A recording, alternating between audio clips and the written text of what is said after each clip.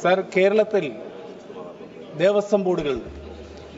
ഒരിക്കൽ ഒരു ദേവസ്വം ബോർഡിലെ മെമ്പറുടെ പേര് ഒരു ക്രിസ്ത്യൻ പേരുമായി ബന്ധപ്പെട്ട് ബഹുമാനപ്പെട്ട മന്ത്രി സുരേഷ് ഗോപിയെ ശ്രദ്ധിക്കുന്നുണ്ട്. 1987 ഹിന്ദു ക്ഷേത്രം ഹിന്ദുക്കൾക്ക് വിട്ടുകൊടുക്കണം എന്ന് പറഞ്ഞുകൊണ്ടുള്ള വലിയ സമരം അന്നാണ് അവിടെ നടത്തിയത്. Sir, Solution is going to be drowned in the Arabian Sea. You just wait for this episode. Please. Bhumanaya Minister. I cannot yield. I will not yield. I will not yield. Thank you. No. Please. No. Honorable members. Sir, ഈ bill ഭരണസ്ഥാപനങ്ങളിലെ സ്വയംഭരണത്തിന് നേരെയുള്ള കടന്നാക്രമണമാണ് എന്നുള്ള കാര്യത്തിൽ യാതൊരു സംശയമില്ല. വഖഫ് ബില്ലിൽ ലോക്സഭയിൽ ഭരണ പ്രതിപക്ഷ അംഗങ്ങളുടെ ചർച്ച പുരോഗമിക്കുകയാണ്. ബില്ലിനെതിരെ ആഞ്ഞടിച്ചുകൊണ്ടാണ് കേരളത്തിൽ നിന്നുള്ള എംപിമാരായ കെ രാധാകൃഷ്ണനും കെ സി വേണുഗോപാൽ എംപിയും ചർച്ചയിൽ പങ്കെടുത്തത്. കെ രാധാകൃഷ്ണന്റെ പ്രസംഗത്തിനെതിരെ പ്രകോപിതനായി കേന്ദ്രമന്ത്രി സുരേഷ് ഗോപി രംഗത്തെത്തി. തന്റെ പേര് അനാവശ്യമായി രാധാകൃഷ്ണൻ വലിച്ചിഴക്കുന്നതായി സുരേഷ് ഗോപി ആരോപിച്ചു. എന്നാൽ പൊതുവെ സൗമ്യനായ രാധാകൃഷ്ണൻ ഈ കാര്യത്തിൽ ഒരു വിട്ടുവീഴ്ചക്കും തയ്യാറായില്ല.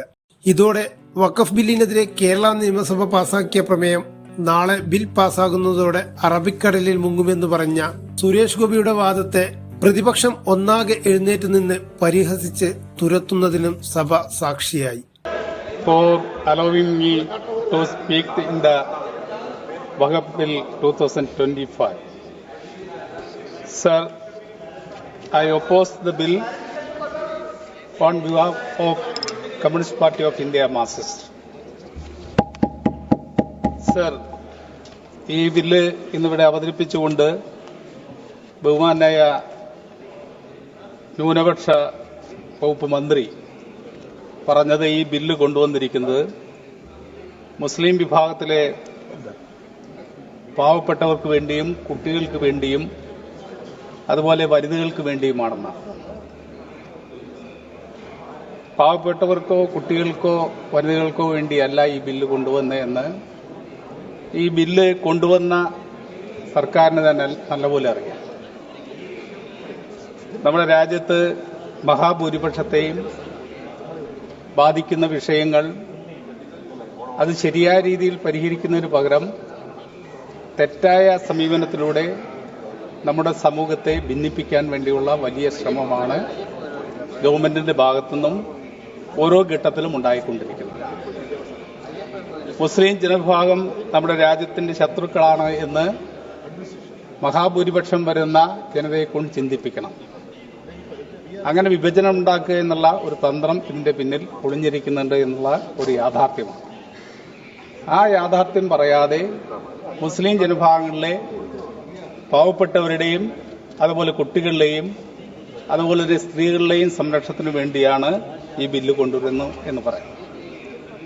സർ, ന്യൂനപക്ഷത്തിൽ വരുന്ന പാവപ്പെട്ട കുട്ടികളെ സംരക്ഷിക്കാൻ ഈ ഗവൺമെന്റിന് താല്പര്യമുണ്ടെങ്കിൽ ആദ്യം ചെയ്യേണ്ടത് മൈനോറിറ്റി കുട്ടികൾക്ക് വേണ്ടിയുള്ള സ്കോളർഷിപ്പ് പുനഃസ്ഥാപിക്കാനുള്ള നടപടി സ്വീകരിക്കുകയാണ്.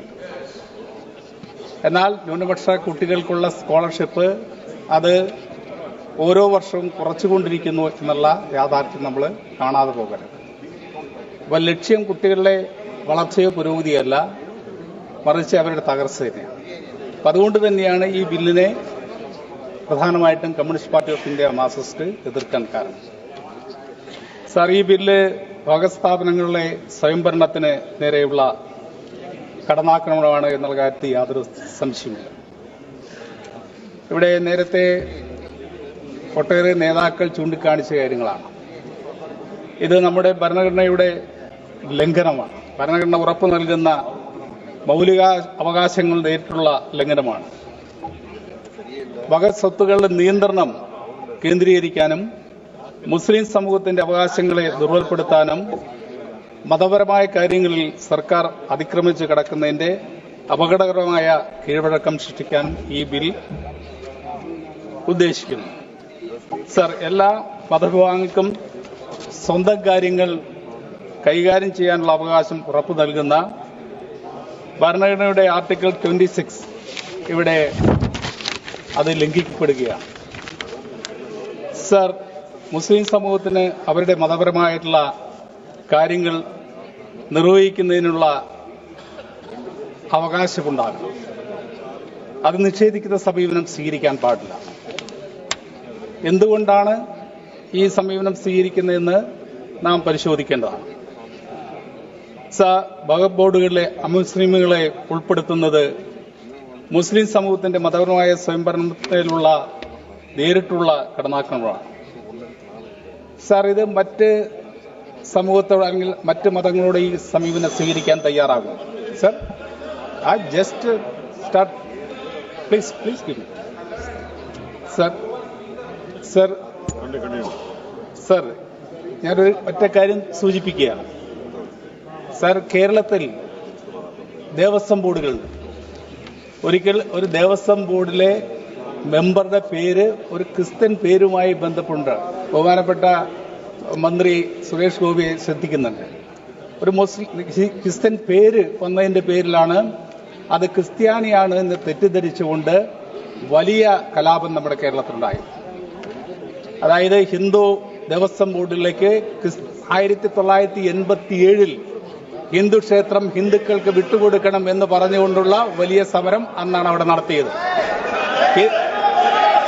Sir,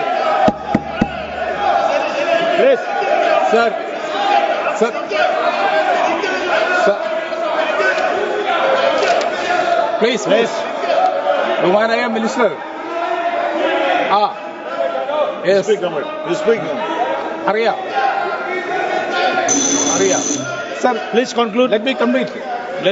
Please conclude. Within 30 seconds you complete, please. 30 seconds. Sir, അതുകൊണ്ട് തന്നെയാണ് പറയുന്നത്, ഓരോ മതവിഭാഗത്തിനും അവരുടേതായിട്ടുള്ള താല്പര്യങ്ങൾ സംരക്ഷിക്കാൻ വേണ്ടിയുള്ള അവസരം നമുക്ക് ഉണ്ടാക്കി കൊടുക്കാൻ കഴിയണം. മുസ്ലിം സമൂഹത്തെ ഒറ്റപ്പെടുത്താനുള്ള ഈ ശ്രമത്തിനെതിരായിക്കൊണ്ട് നമ്മുടെ നാട് ആകെ ഉണർന്നു പ്രവർത്തിക്കേണ്ടതാണ് എന്ന് ഞാൻ സൂചിപ്പിക്കുകയാണ്.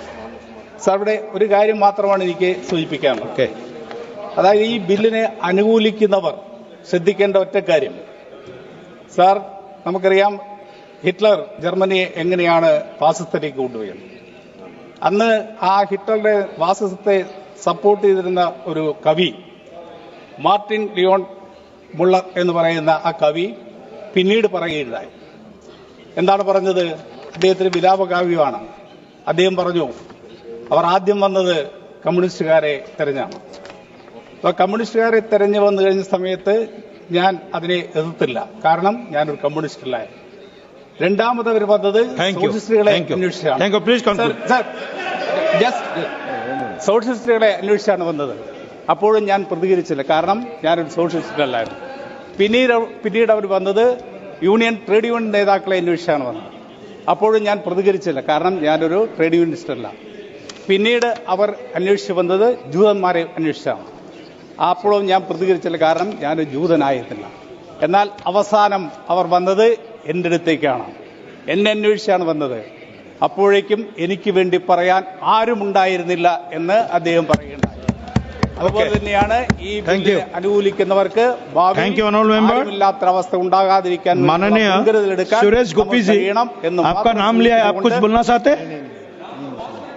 He mentioned your name. Sir, I definitely do want to keep the decorum of the House and also the position that I am in. But unnecessarily, my name was taken to rake up a certain situation which is worming in the state of Kerala. Right. I will tell you, these people in the Assembly of Kerala have passed a resolution. Tomorrow, after the Rajya Sabha decision, that resolution is going to be drowned in the Arabian Sea. You just wait for this episode. It is happening. The people of Kerala. Okay. Sir, thank you. I cannot yield. I will not yield. I will not yield. Thank you. No. Please. No. Honorable Member Sri K.C. Benugopal ji. Please. Please be seated. Honorable Member, please be seated. Please. Gopi ji, please. Gopi ji, please. Please be seated.